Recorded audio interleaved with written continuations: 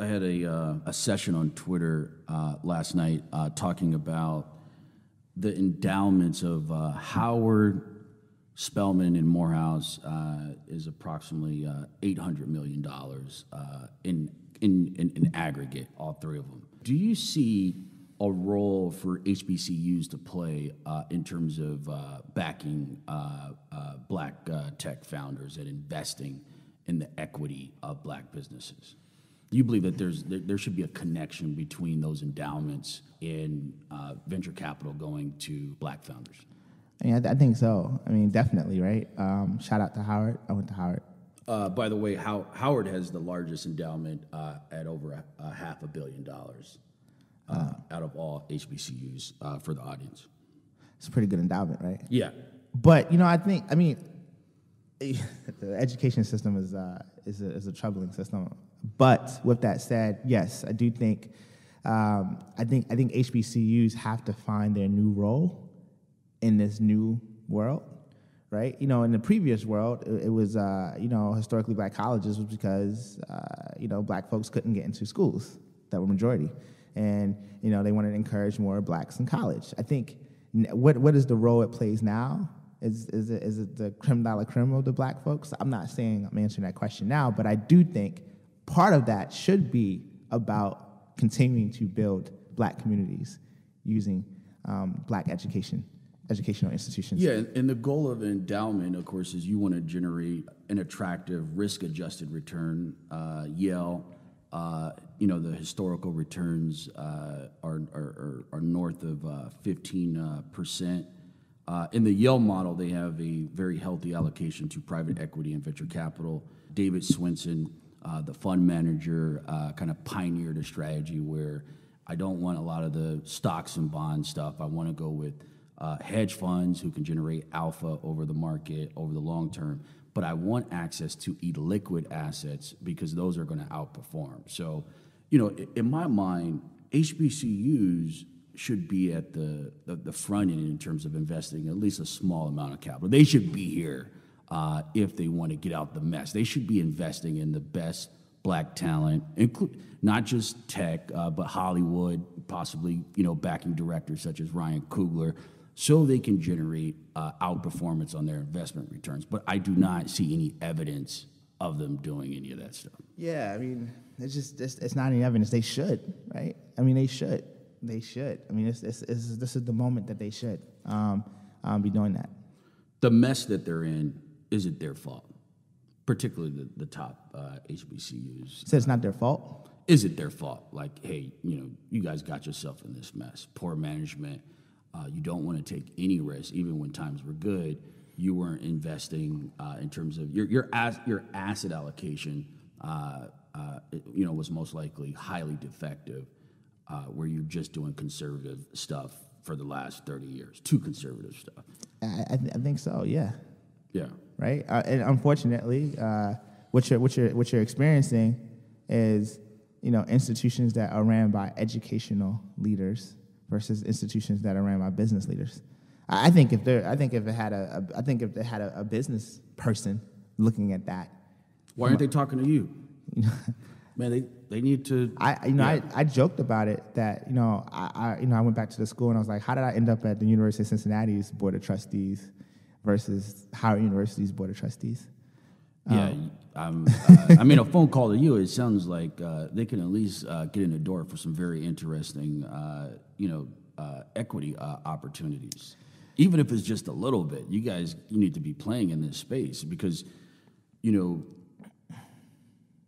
the university system is a game of competition, and it's mainly driven by endowments, investment returns, and essentially you need a war chest, and you're not going to do that with a simple stock and bonds portfolio. So relative to other university endowments, Howard, Morehouse, Spelman, they're subscale, right? So when you're subscale, you're not going to get attractive commissions with your brokers.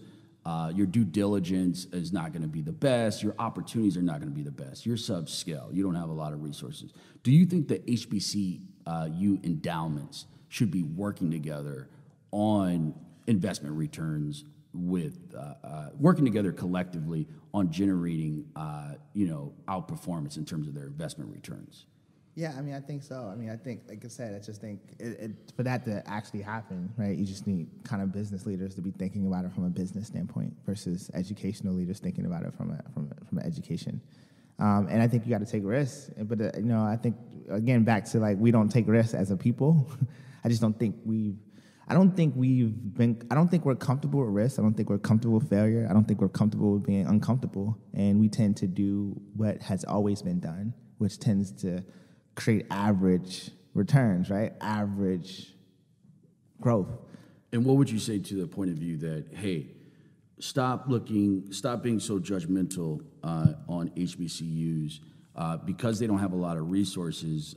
They shouldn't be in that asset class, such as private equity, which are illiquid. You may not have access to the funds for 5 to 10 years. This is just a function of not having a lot of money. Would you defend the HBCUs on that point? I would. I mean, they should definitely be looked at differently than how they are looked at today. I was tweeting the other day about the endowments of Morehouse, Spelman, and Howard being approximately $800 million. Why aren't these endowments, these university endowments, they're investing in stocks, bonds, why aren't they deep in the black tech space? Why aren't they working with you to develop kind of disruptive investment schemes where they can be more competitive with other universities at the endowment level? Success is the greatest contributor to complacency. That's what I've realized. When you have achieved success, the Mecca, on top, you become more susceptible to status quo, and your small steps seem innovative, where there's this whole world of disruption. I mean, if you think about it, there's an amazing opportunity right now to just really reboot our historically black colleges and universities with updated curriculum,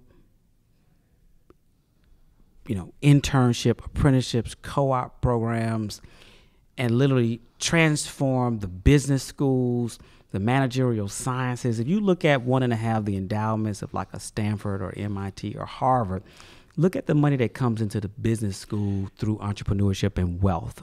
Have you read anything about a HBCU investing in black tech equity in terms of, being thoughtful and active and like, we got to play in this space? We don't need it to be 10% of our portfolio allocation, but we have to be playing in this space. We have an advantage in terms of I don't know if access. they're writing checks yet. I think they're still in the can we get a grant to run a program. Man, is that a welfare mentality in terms of grant or program to invest in private equity? I think it's just what we know. Most folks, we have to go deeper and say, like, there's income and there's equity. Most folks go through their entire life not even thinking about ownership or equity outside of their home.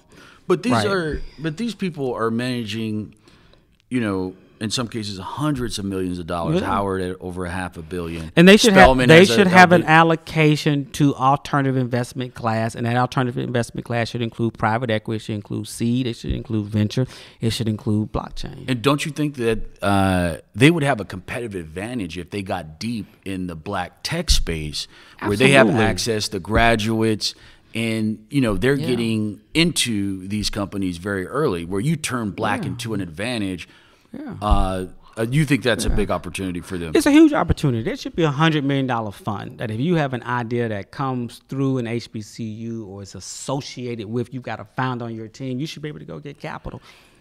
What do you believe about the statement that, hey, stop crying about Silicon Valley not giving you money and begging Silicon Valley for investment dollars, because your HBCU endowments, $800 million, your wealthy black people in the United States, they're not really investing with a mandate to tap black tech. So why are you going to Silicon Valley to ask for white folks to invest more than 1% when your own people won't do it?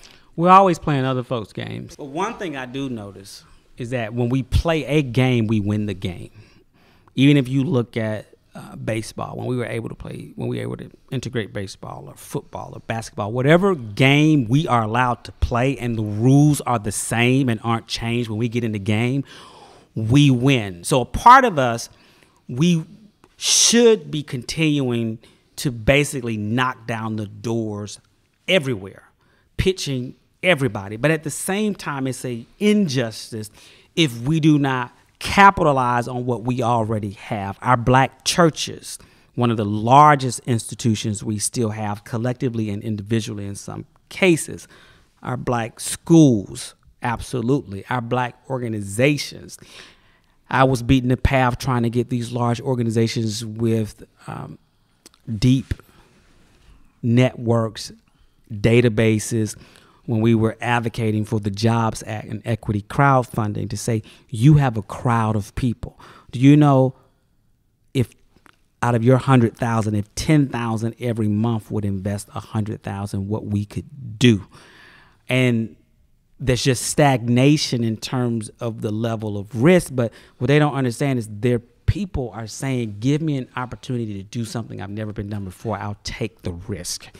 And so to sum all of that up, you know, we talk about the net worth. We're not talking about the trillion we're spending after taxes. How can that be repurposed? We're not talking about the billions that go into the black church that, if managed more properly, could be almost like workforce funding organizations to fund training and education in our communities for the skills of the future. We simply need to reposition. We're asking tech companies to transfer 10%.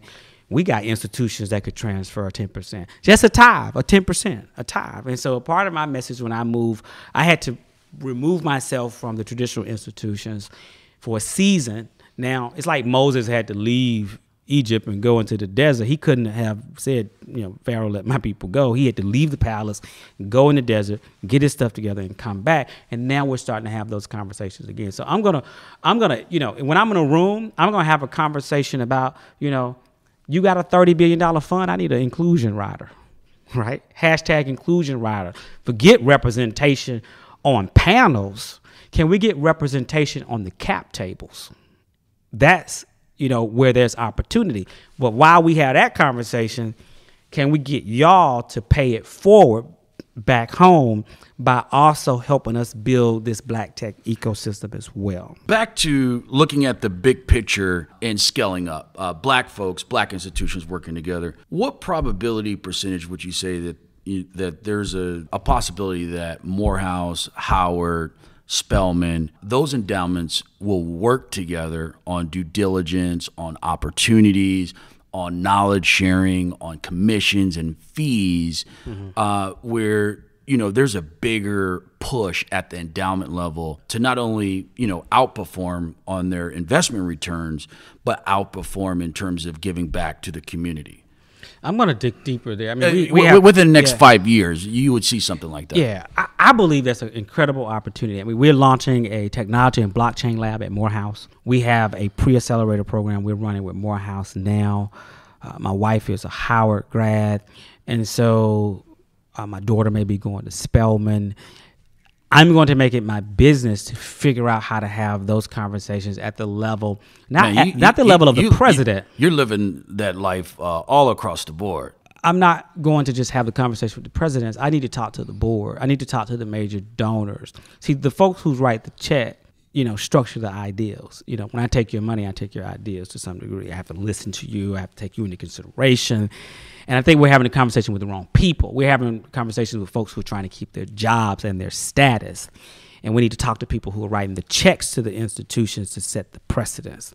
And it has to flow that way. And then it also has to come out of the student body. If I'm going to give you $100,000, you know, in 4 years of my life, when I leave here, I expect to be able to contribute to society and not have to worry about poverty, income inequality, because all these other things will remain the same with nuances. We keep repeating some of the same things we should have solved as human beings, at least in America. So I'm going to work. That's a part of, you know, with this program, HBCU is South by Southwest, 1,000 students applied. We brought 125. Now we're launching Opportunity Hub chapters at these schools. We're not so much working with the administration, we're working with the students. And then the students are going to the administration and say, we want this. Give us an official chapter. What do you tell your customer? No. And so the students are the customers to the schools, and they are our customers, but they are ambassadors and advocates. So there's working with the students and working with the funders of these institutions. You mentioned an endowment, a big endowment. I'm talking like a Harvard, a Yale, a Princeton. They need to write a really big check, and that may not make sense for you. But what about subscale endowments where, for example, Howard, Morehouse, Spelman, you throw them together, in aggregate, the endowments are about $800 million. Should they be writing you a check or getting exposure to this asset class? I think everyone should be writing us a check. Just to be 100. But yeah, I think with them, it's like, again, it's risk mitigation and risk tolerance, right? And venture is a risky asset class. I think largely. And in liquid.